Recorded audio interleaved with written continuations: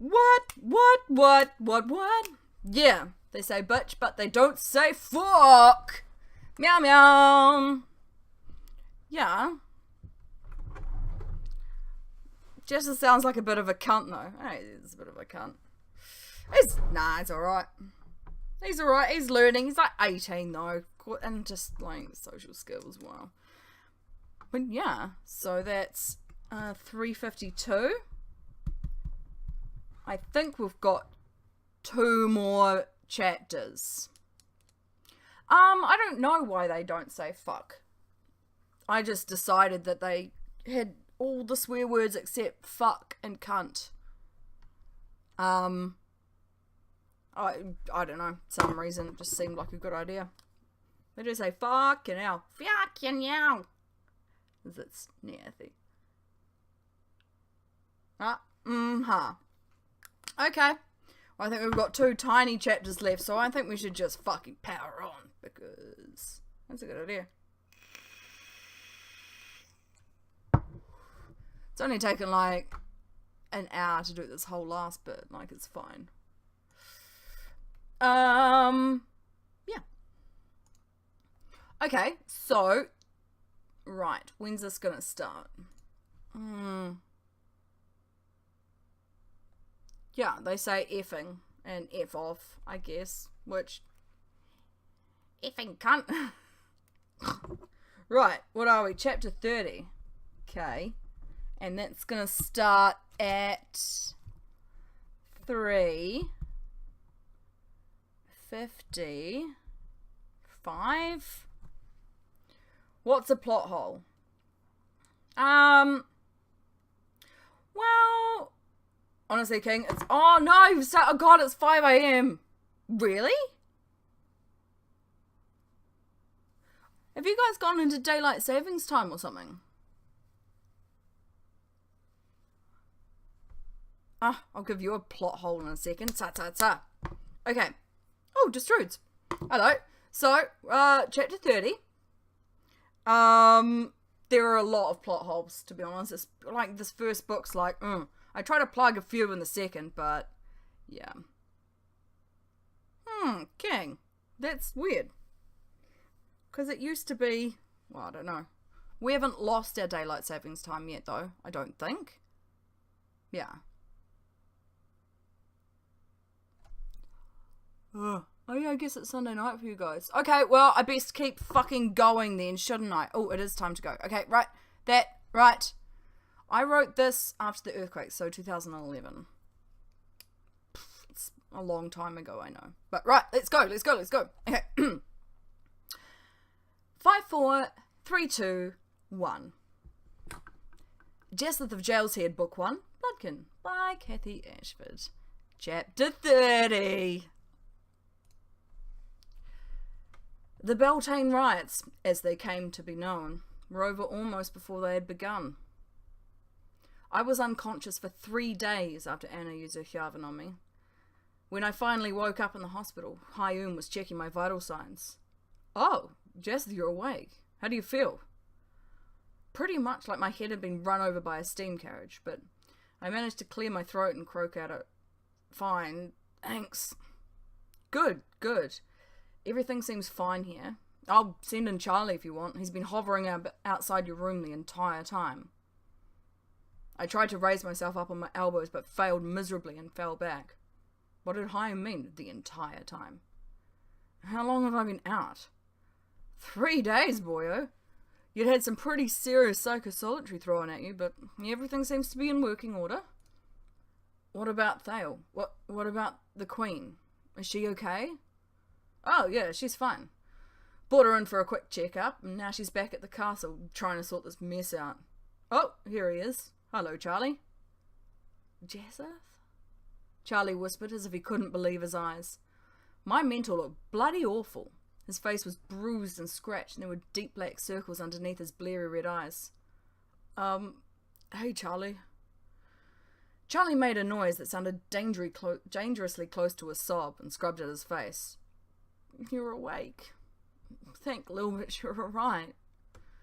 His eyes were bright with tears and he held his hands up to his mouth, seemingly overwhelmed. Yeah, I didn't think they let gay mentors have male Bloodkin, I muttered. Charlie looked confused beside the bed. Oh, no, it's the other way around. The sexual orientation of the mentor doesn't matter. We're all trained professionals. He trailed off. Oh, I see what you did there. Haha, very funny, Jazz. Yeah.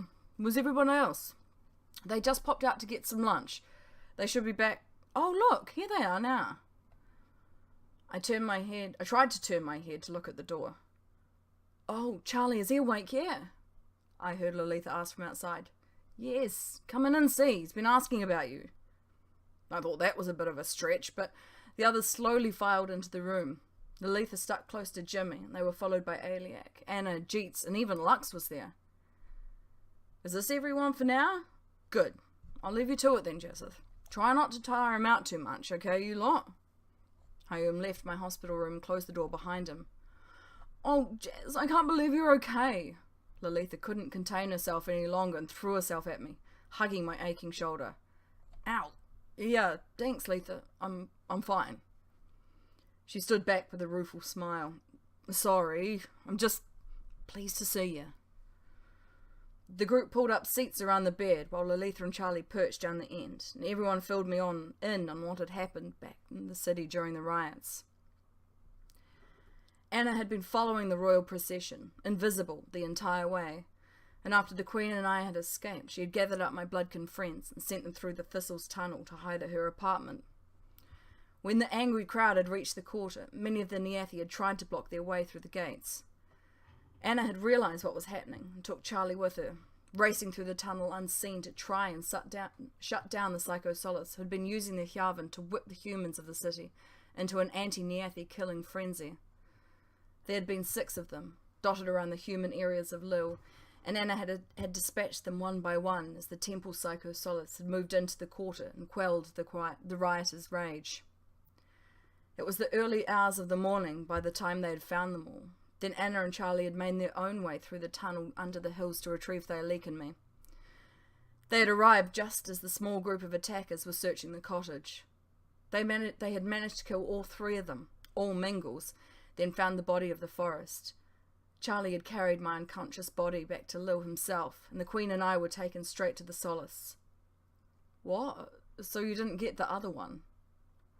What other one, Jazz? You said there were 3 Mingles in the Forester. There was another one.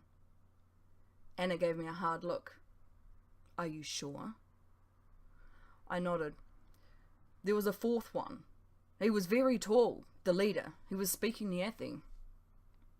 Anna frowned. We only found 3 of them. Are you sure? Of course I'm effing sure. There were 3 guys in the hut after they killed the Forester, plus the one out front. Yes, I'm sure. Anna narrowed her eyes and thought. Did he say anything? Did you hear any names? Well, they were speaking in Niathi most of the time. I scrunched up my eyes in concentration. I must have heard something. I one of the others called the leader, Josyevcha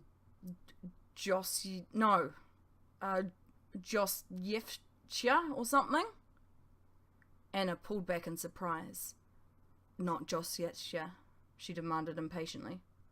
I don't know, maybe. Probably. I caught the long look that Anna gave Charlie. What? What does that mean?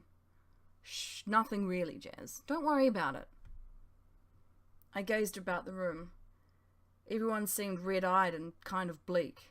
What was the problem? I'd recovered, hadn't I? Then I realized something. Where's Talgith? There was a silence. Everyone found something interesting to look at. Anywhere but at me. Where the hell is Talgith? I thought at least Charlie would answer, but it was Lolita who looked up at me. He's gone, Jazz. What? Gone where? What about class? Now Charlie met my eyes.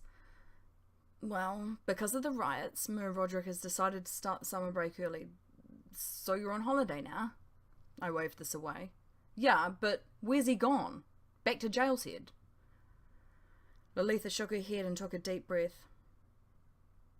He's gone to Chanyo, Jazz, she said quietly, and a shiver of fear licked my spine. Why has he gone to Chanyo, Letha? I asked slowly, and she looked down. Charlie came around and patted me gently on the shoulder.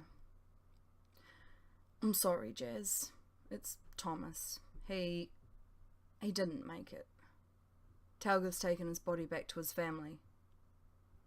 I looked around wildly, but no one would meet my eyes. Come to think of it, where was Fiona? But what about the Solace? Why didn't they fix him? My voice was rising. There was nothing they could do, boyo. I'm sorry. Charlie kept patting my arm. But why didn't somebody save him? I cried. I could feel my throat closing over. This wasn't right. This couldn't be right. We tried, Charlie whispered. Oh. There was nothing else I could say. Thomas had been standing right beside me that day, outside the thistle. He had been right there.